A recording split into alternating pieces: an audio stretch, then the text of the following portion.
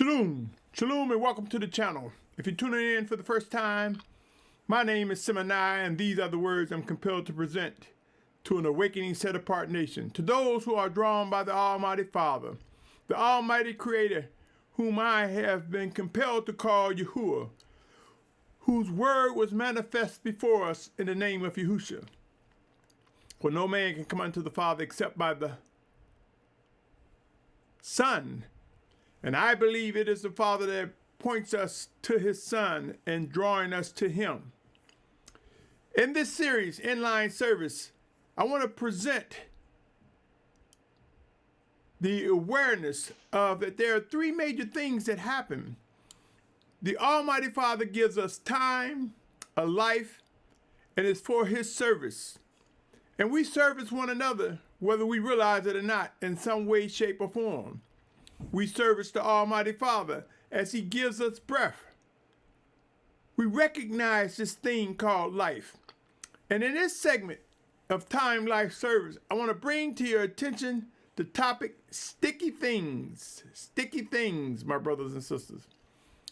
And you will see on this first slide, I have the words prayer, love, water, food, clothing.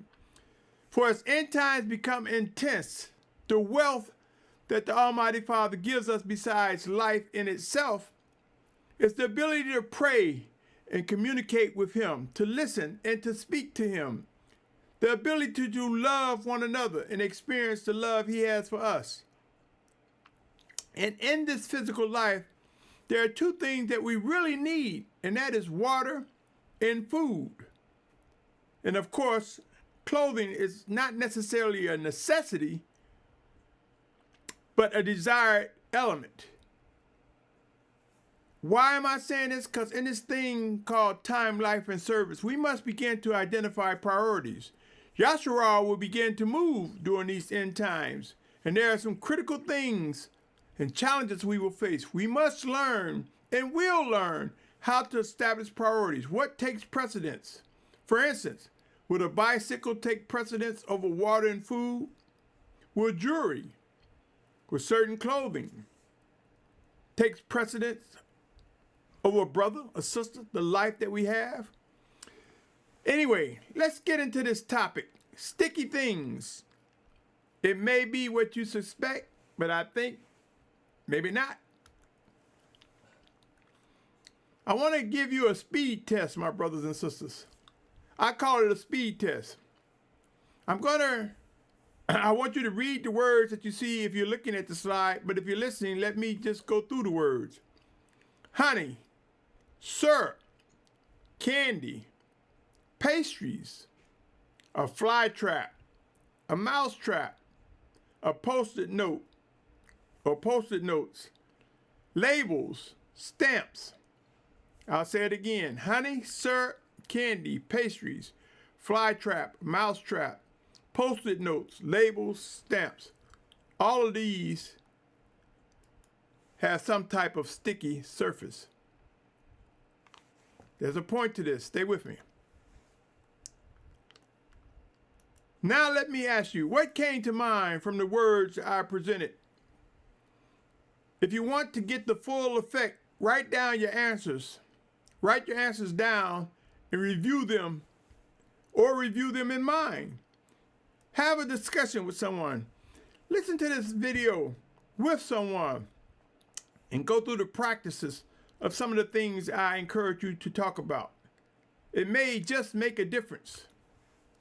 I submit to you, consider the speed in which mere words quickly created thoughts and maybe even actions.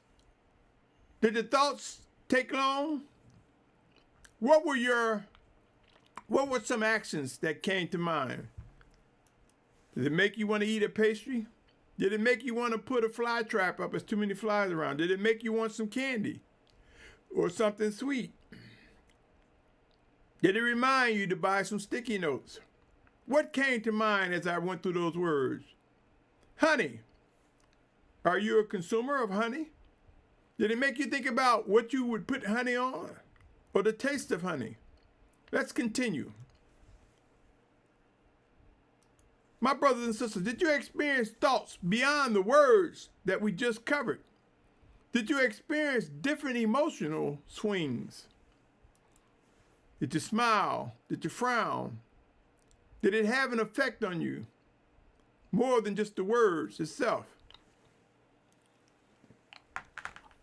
Let us now go to Hebrews 4th chapter, verse 12.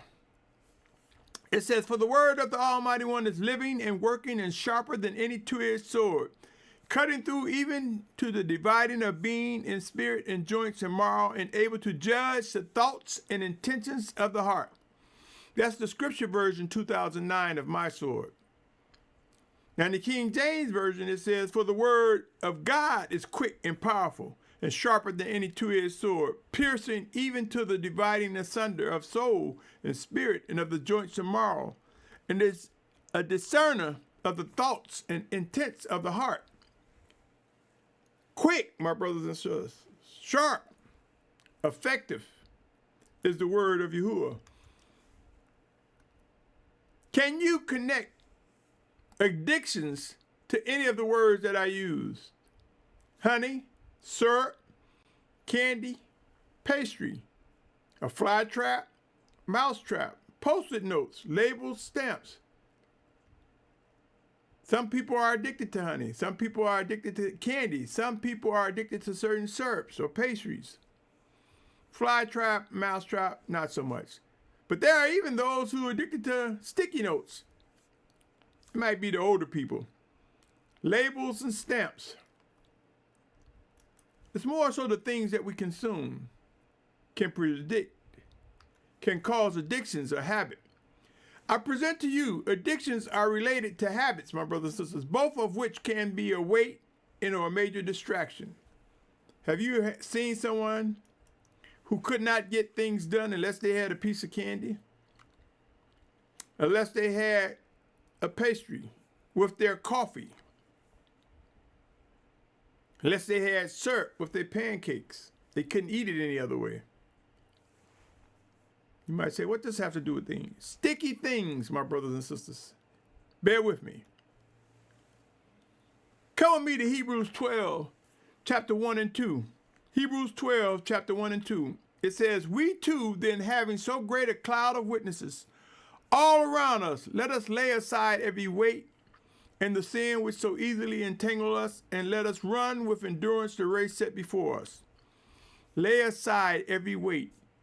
Could addictions and habits be a weight? Just as many thoughts went through our minds as I presented these words quickly, we can begin to look at the word of Yahuah, the living word. We can begin to look at the text in the scriptures made alive, and just by a mere verse or passage, many thoughts can come to mind, good and some challenging.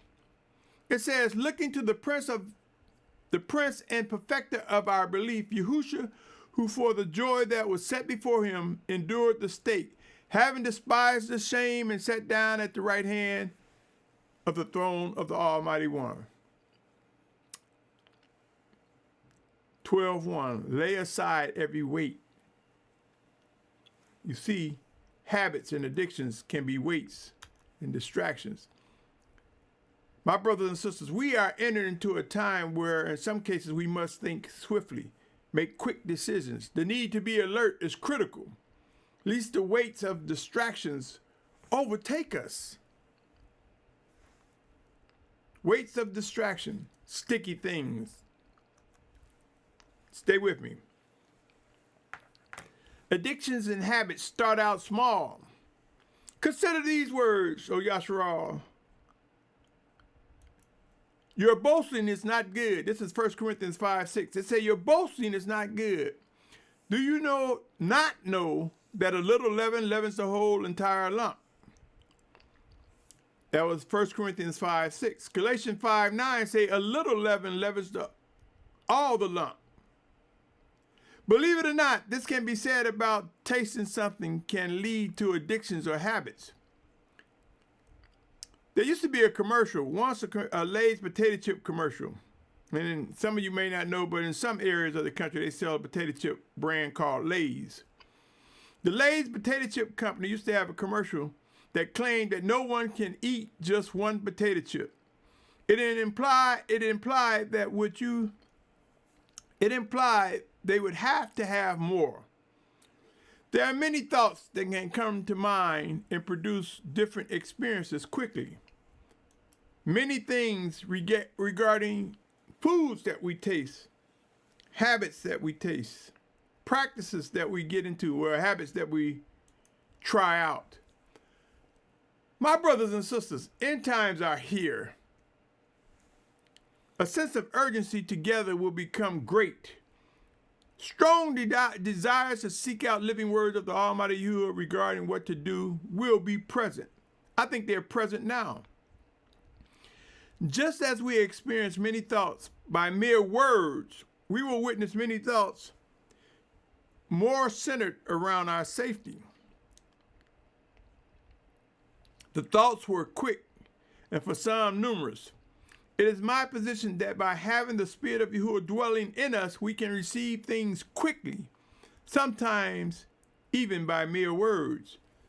And so the example that I used with these words, it showed how a word triggered thoughts or actions, maybe even brought attention to addictions, distractions.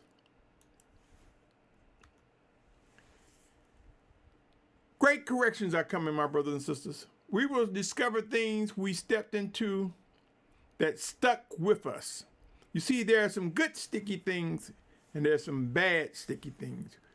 We will discover habits and possibly some addictions unaware. The time is now to sincerely come away from sticky things we have discovered are unrighteous habits of addictions. I tell you, my brothers and sisters, if we look around in some communities, camps, or fellowships, you see people starting to mimic behaviors, characteristics of the shepherd of that community, of that camp or group. We see them start to, if the shepherd used profanity a lot, they start using profanity a lot. If the shepherd drinks a lot, they start drinking a lot. If the shepherd uses scriptures out of context, sometimes they start doing it. This is sticky things. These are things that you want to get away from. Now, if the shepherd is demonstrating the set-apart ways of Yahuah, that's a good thing to learn and embrace. You may wonder why this message is important. You may also think that it has no importance to you. Think again. This message is benefiting to those who are able to discern. It is benefiting to this series, Time, Life, and Service. For as we go through life, as we redeem time, as we service one another, are we presenting habits that are good or habits that are bad? Be alert, my brothers and sisters. Though the title of this segment may appear to be simple, sticky things are real. There are habits that we have picked up from a brother or sister that is not so good. There are habits that will cause us to squabble and grumble and dispute one another. Let us be mindful, my brothers and sisters, of sticky things, things that we need to pray and seek to discern how to recognize the strength to come away from. I presented things that can be a distraction on many fronts. I also believe that the effects of words we use can have an influence on how we hold on to things, my brothers and sisters. Let us begin to choose our words wisely. As I gradually come to a close, this was a short segment. I just want you to be mindful of what has stuck. What habits? Look in the mirror, examine what habits have we picked up? What habits have our children picked up from watching us? Sticky things. What stuck? What remained with the child? What should be corrected with the child? What should be corrected among one another? There are many habits and behaviors that we have acquired from people in our fellowships.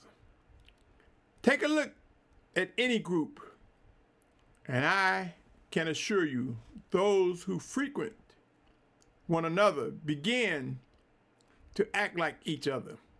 In many cases, I have witnessed people even talking like their leaders or shepherds.